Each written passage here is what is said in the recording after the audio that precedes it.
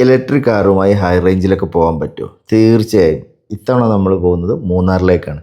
മൂന്നാറിൽ ഈടെ തുടങ്ങി KSRTC ഡബിൾ ഡെക്കറിൻ്റെ യാത്രയും കൂടി ഈ എപ്പിസോഡിൽ ഉൾക്കൊള്ളിച്ചിട്ടുണ്ട്. ഞങ്ങളുടെ ഗ്രൂപ്പ് ഇതാണ്, ടീം സഫാരി. ടീം സഫാരിയുടെ ഒരു ഇവൻ്റ് ആയിരുന്നു ഇത്, കാന്തല്ലൂർ ഇവൻ്റ് ആയിരുന്നു. അപ്പോൾ മൂന്നാർ വഴിയാണ് ഞങ്ങൾ പോയത് കാന്തല്ലൂരിലേക്ക്.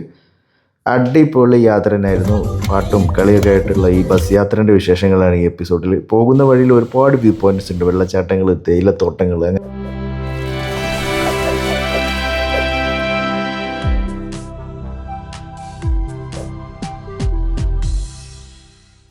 മലപ്പുറം ജില്ലയിലെ മോങ്ങത്തുള്ളൻ്റെ വീട്ടിൽ നിന്നാണ് യാത്ര ആരംഭിക്കുന്നത്.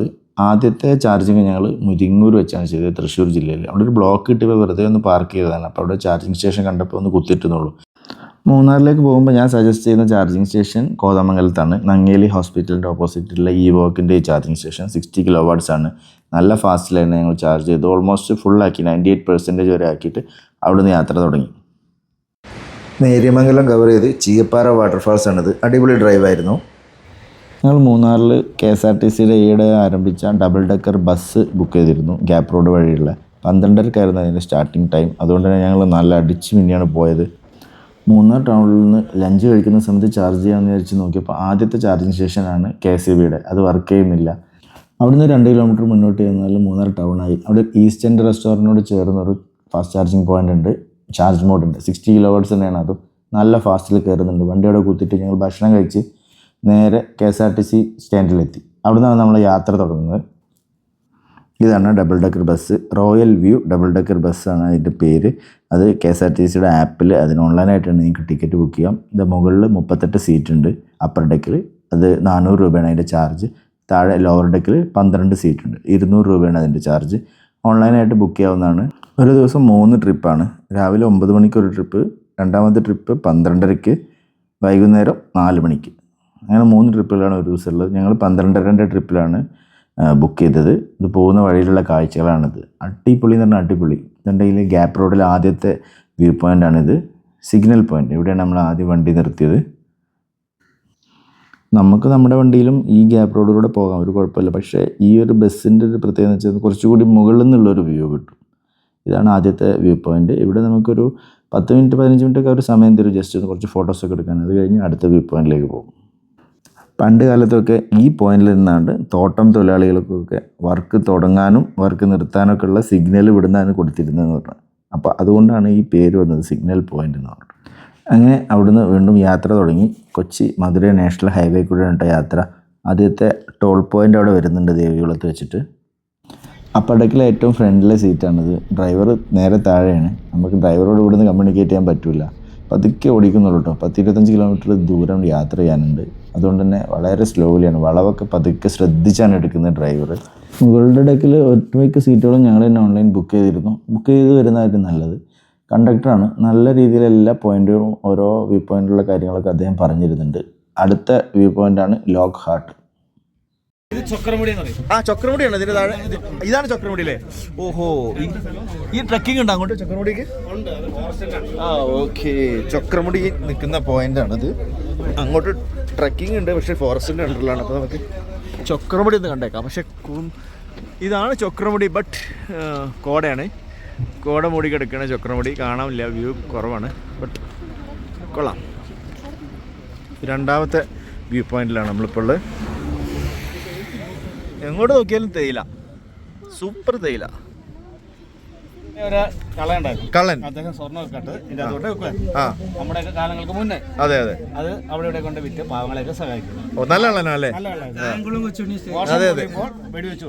അയ്യോ, ആര് വെച്ചു? നിങ്ങൾ തപ്പാൻ പോകേണ്ടതൊന്നുമില്ല. ആരെ വെടിവെച്ചുകൊണ്ടിരുന്നത്? ബ്രിട്ടീഷുകാരാണ്, പോലീസുകാർ. അപ്പൊ കേട്ടല്ലോ, ആ റോക്ക് കേവ് ആണ്.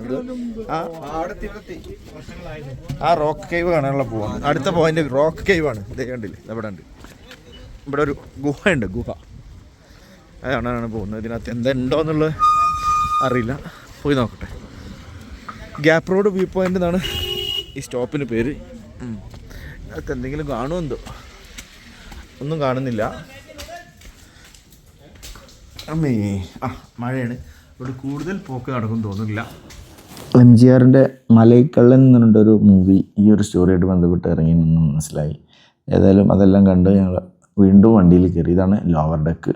ഡബിൾ ഡെക്കിൽ ഒരു സോഫ പോലത്തെ ഒരു സെറ്റപ്പൊക്കെ ഉണ്ട്, കുഴപ്പമില്ല, അടിപൊളിയാണ്. ഇതാണ് വണ്ടിയുടെ ഡ്രൈവർ. അത് കഴിഞ്ഞ് നമ്മൾ വീണ്ടും യാത്ര തുടങ്ങി. എന്താ യാത്ര നോക്കിയേ, 360 ഡിഗ്രി വ്യൂ ആണ്. ഇവിടെ മുകളിലും ഒക്കെ ഗ്ലാസ്സാണ്. അടുത്തത് ഒരു വെള്ളച്ചാട്ടം, പെരിയ കനാൽ വെള്ളച്ചാട്ടം, അതാണ് ഈ വാട്ടർഫാൾസിൻ്റെ പേര്. ചിന്നക്കനാൽ പലർക്കും കേട്ടിട്ടുണ്ടാവും, നമ്മൾ കൊളുക്കുമലയൊക്കെ പോകുമ്പോൾ ചിന്നക്കനാൽ വഴിയാണ് പോകുന്നത്. ഇതാണ് പെരിയ കനാൽ വെള്ളച്ചാട്ടം. നല്ല വെള്ളമുണ്ട്, നല്ല ബ്യൂട്ടിഫുള്ളാണ്. ഇവിടെ തൊട്ടടുത്ത് തന്നെ കുറേ കടകളുണ്ട്. അങ്ങ് ദൂരെ ഏതോ കാട്ടാനനെ കണ്ടു എന്ന് ആരോ പറഞ്ഞപ്പോൾ എണീച്ചെല്ലാവരും നോക്കുകയാണ്. അരിക്കൊമ്പൻ, അതുപോലെ പടയപ്പ, അവരൊക്കെ വിഹാര കേന്ദ്രമാണത്. അടുത്ത സ്റ്റേഷൻ ടാറ്റയുടെ സെയിൽസ് ഔട്ട്ലെറ്റാണ്. ഇവിടെ തേയില ഫാക്ടറിയാണ്. അവിടെ ഇറങ്ങി നമുക്ക് തേയില വാങ്ങാം, ഭയങ്കര ഓഫറൊക്കെ ഉണ്ട്. അതുപോലെ അവിടെ ടോയ്ലറ്റ് ബ്രേക്കും കൂടിയാണ്. അങ്ങ് ദൂരെ ആനയിറങ്കൽ ഡാം കാണാം. പക്ഷേ ഞാൻ ഓപ്പോസിറ്റ് സൈഡായിരുന്നു ഇരുന്നത്. അത് നമുക്ക് വരുമ്പം അതിൻ്റെ ഒരു നല്ല വ്യൂ കിട്ടും. അത് നല്ല ഏരിയൽ വ്യൂ തന്നെ കിട്ടും. മുകൾ അപ്പർ ഡെക്കിലാണ് നമ്മൾ ഇരിക്കുന്നതുകൊണ്ട് തന്നെ. നമ്മൾ ലാസ്റ്റ് പോയിന്റിലെത്തി. ഇവിടെ നമുക്ക് തേയിലത്തോട്ടത്തിൻ്റെ ഉള്ളിൽ നിന്ന് തന്നെ ഫോട്ടോ എടുക്കാം. അവസാനത്തെ സ്റ്റോപ്പാണ് ആനയിറങ്കൽ ഡാം. അവിടെ ഇവിടെ ലാസ്റ്റ് പോയിന്റ് ആണ് ഇത്. ഇവിടെ ഫോട്ടോ എടുക്കാണ്, ഗ്രൂപ്പ് ഫോട്ടോ എടുക്കാം ഈ തേയിലത്തോട്ടത്തിന്റെ ഉള്ളിൽ പോയിട്ട്.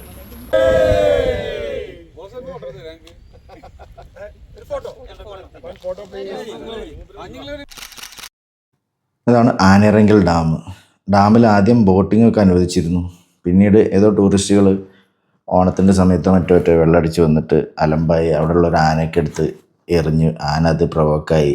ആന തിരിച്ചു നിന്ന് അവരെ അറ്റാക്ക് ചെയ്യാൻ വന്നു. അങ്ങനെ 2 പേര് മുങ്ങി മരിച്ചു എന്നൊക്കെ പറഞ്ഞു. അത് കാരണം അത് നിർത്തിവെച്ച് ബോട്ടിങ്.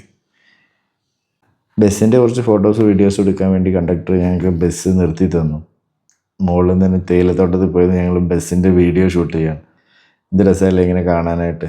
ഇതേപോലെ തന്നെ അതിൻ്റെ മുകളിൽ ഇരുന്നിട്ടുള്ള വ്യൂ നല്ല ഉയരത്തുനിന്നുള്ള കാഴ്ചകളാണ്. എന്തായാലും ഇത് മൂന്നാറിൽ വരുന്ന ഇത് നിങ്ങളുടെ ലിസ്റ്റിൽ ഉൾപ്പെടുത്താം. പക്ഷെ അവിടുത്തെ ടാക്സിക്കാർ ഇത് പ്രൊമോട്ട് ചെയ്യുന്നില്ല എന്ന് കണ്ടക്ടർ പറഞ്ഞു. അവർക്ക് ഓട്ടം കുറയുന്നതുകൊണ്ടാണെന്ന് തോന്നുന്നു അവരിതിനെ പ്രൊമോട്ട് ചെയ്യുന്നില്ല എന്നൊക്കെ കണ്ടക്ടർ പരിഭവം പറഞ്ഞു. എന്തായാലും ഇത് ഇവിടെ വരുന്നവർക്ക് നഷ്ടക്കച്ചവടം ആവില്ല. ഒരു 400 രൂപയ്ക്ക് ഒരു അടിപൊളി സഫാരി അല്ലേ. അടിപൊളി, സൂപ്പർ സൂപ്പർ സൂപ്പർ എക്സ്പീരിയൻസ് ആയിരുന്നു, അടിപൊളി.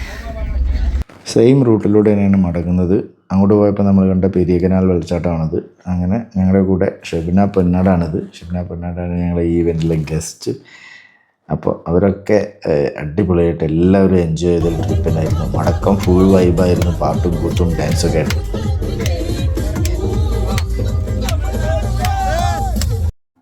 സോ ഒരു 3 മണിക്കൂർ നീണ്ടുന്ന യാത്രയുടെ അവസാനിക്കുകയാണ്. ഇത് കഴിഞ്ഞ് പിന്നെ കാന്തല്ലൂരിലേക്കാണ് ഞങ്ങൾ പോയത്. ആ എപ്പിസോഡ് ഇതിൻ്റെ പുറകെ വരും. അപ്പോൾ നിങ്ങൾ ആദ്യമായിട്ടാണ് ചാനൽ കാണുന്നതെങ്കിൽ സബ്സ്ക്രൈബ് ചെയ്യാൻ മറക്കരുത് കേട്ടോ. Good bye.